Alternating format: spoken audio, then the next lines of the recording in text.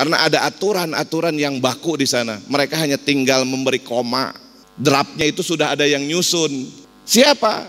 Ya para cukong-cukong tadi yang punya kepentingan, yang sudah memberikan modal calonnya untuk naik jadi penguasa.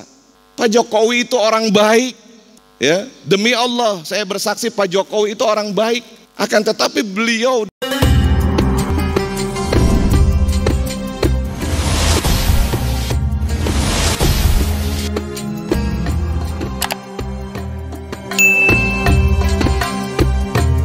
guru kita nyampaikan, nawarin konsep-konsep tentang bagaimana tentang al-amanu billah, beriman kepada Allah, diantaranya iman yang produktif. Dan makalah yang kedua adalah al-anfa'u linnas, bagaimana caranya bermanfaat untuk umat manusia. Dan tentunya kami ucapkan banyak-banyak terima kasih kepada guru kami yang telah menyampaikan materi-materi yang menarik di pagi hari ini. Dan dilanjutkan dengan season berikutnya, yaitu tanya jawab, atau yang mau langsung Kiai.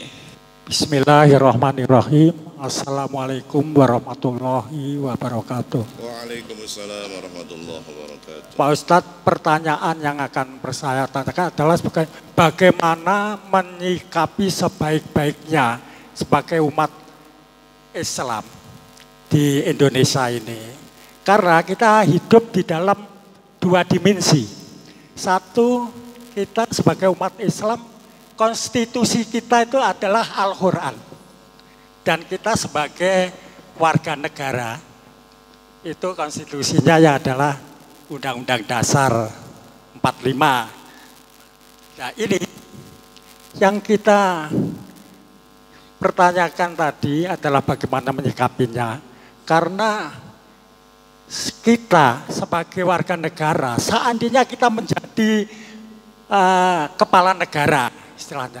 Kepala negara ini sudah melaksanakan konstitusinya sebagai negara. Akan tetapi ada salah satu umat Islam, ulama atau yang lainnya, itu bahkan mengatakan bahwa tidak sesuai dengan banyak istilahnya katakanlah kritik-kritik yang pedas sekali.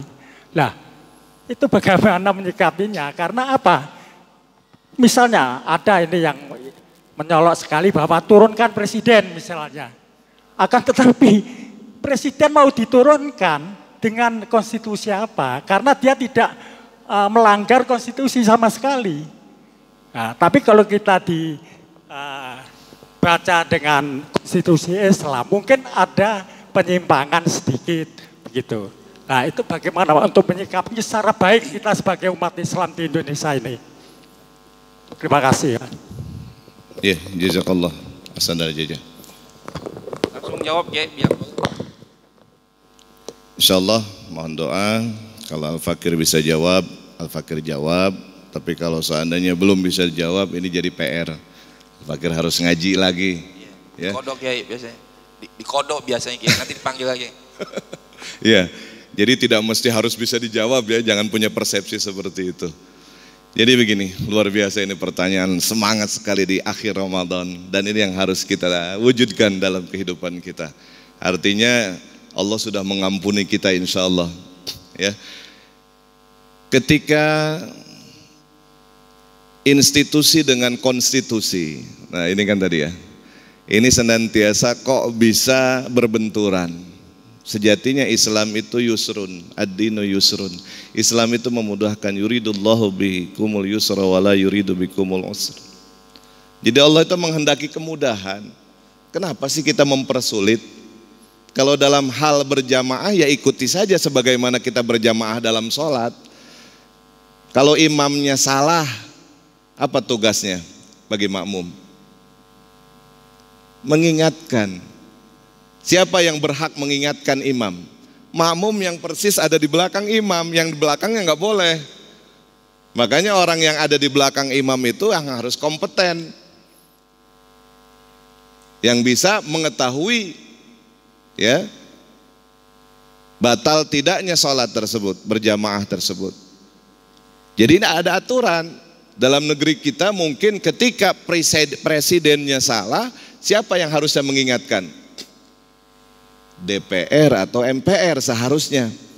Tapi yang terjadi saat ini, punten ya, contoh aja.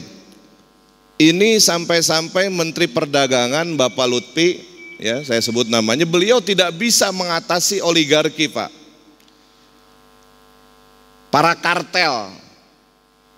Jadi para kartel itu adalah pengusaha yang menguasai pasar dan produksi.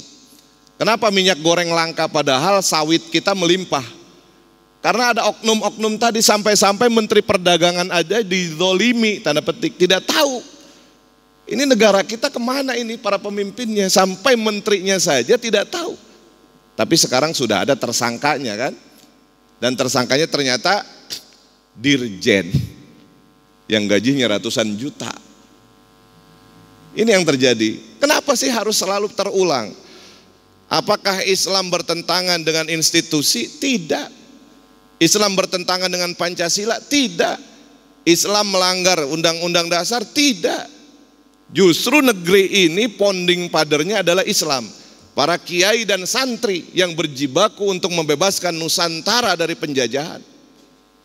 Ini yang harus kita pahami. Sejarah menunjukkan, ya bisa saja ditutupi, sejarah Islam bisa saja ditutupi. Karena orang tidak suka itu pasti akan diwujudkan dengan perilakunya. Jadi istilah tak kenal maka tak sayang itu betul. Saya Al-Fakir, ya ketika belum kenal dengan guru, ya Bapak Kiai Utsman, mungkin ketika bertemu di jalan tidak akan bertegur sapa karena belum kenal.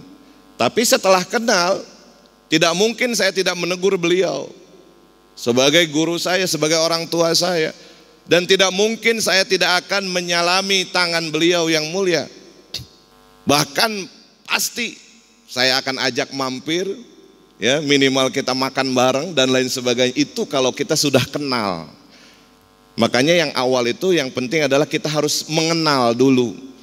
Siapa yang mengenal Tuhannya, ya, siapa yang mengenal dirinya maka dia mengenal Tuhannya. Saat ini mungkin kita belum mengenal.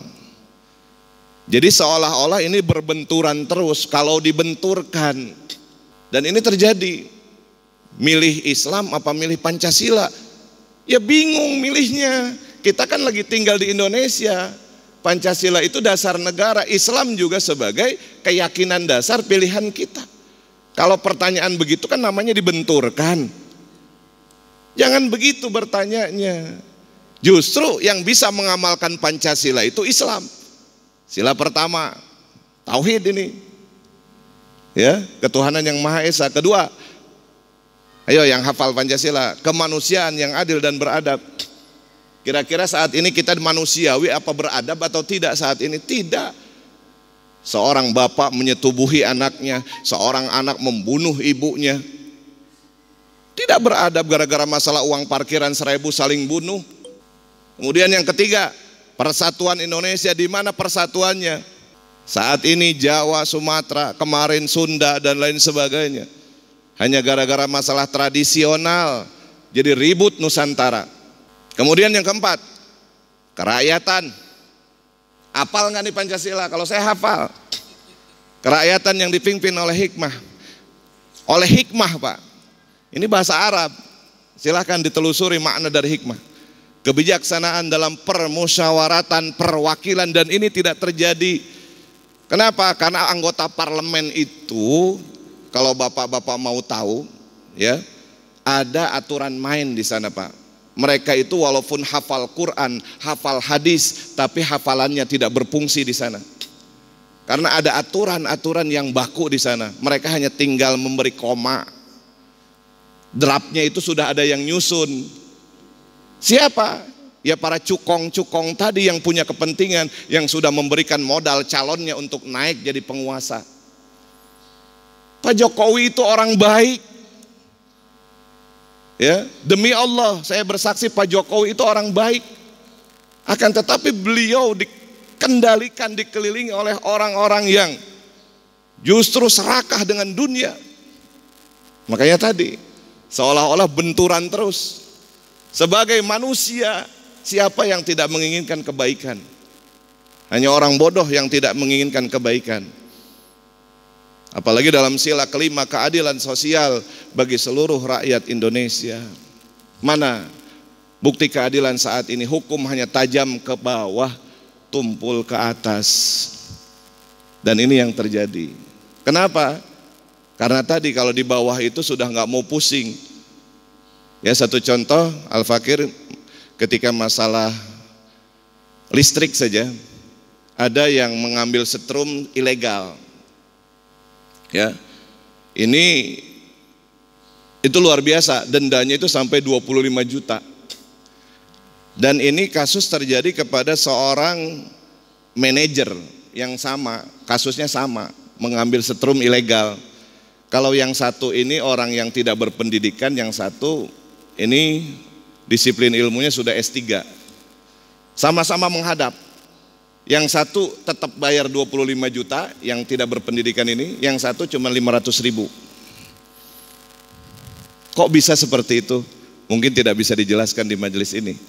Artinya, nah, ya, di balik aturan-aturan yang diterapkan saat ini, itu ada unsur kompromi. Jadi terkait dengan pertanyaan tadi, maka yang harus kita sikapi sebagai seorang muslim adalah pahami agama kita, maka tidak akan mudah kita menyalahkan orang lain. Kita tidak akan mudah menyalahkan orang lain. Turunkan presiden, ya, imam salah, jangan bikin jamaah baru, ingatkan, ya. Oleh karena itu jawaban simpel dari Al-Fakir, mudah-mudahan bisa difahami, ya. Jadi kunci dari pertanyaan ini adalah fahami agama kita dengan baik dan benar. Mungkin kita belum ada seujung kuku, pemahaman iman saja mungkin kita belum, ya, sebagaimana seharusnya kita fahami. Oleh karenanya terus, kenapa nuntut ilmu itu dari buayan sampai liang lahat. Tapi kenapa kita saat ini nuntut ilmunya kalau hari libur doang? Bagaimana Imam Syafi'i nggak pulang ke rumah selama berapa puluh tahun, tidak bertemu dengan orang tuanya? Ya kalau kita baru keluar rumah 3 hari saja khuruj, ya sudah ribet banget, apalagi 40 hari, apalagi setahun, 2 tahun, sampai puluhan tahun nggak ketemu istri, anak dan lain sebagainya. Hanya untuk mengorbankan 1 jam, 2 jam untuk menimba ilmu agar kita faham dengan agama kita. Jadi kalau Al-Fakir berkesimpulan, kalau ada oknum-oknum yang seperti tadi, artinya mereka itu belum faham. Jadi ketika orang sudah faham, maka dia akan tunjukkan dengan sikapnya. Islam itu, ya, ini rumus awalnya, antara muslim dengan muslim tidak akan mungkin saling mendolimi, tidak akan mungkin saling menyakiti. Karena tadi seorang muslim itu akan menyelamatkan saudara muslimnya dari kejahatan lisan dan tangannya. Itu rumusnya. Kalau ada yang terjadi saat ini seperti bertentangan dengan dalil tadi, berarti ada yang salah. Allahu a'lam bishawab. Baik, terima kasih. Karena waktu isyraq tinggal 1 menit lagi, kepada guru kita mohon ditutup.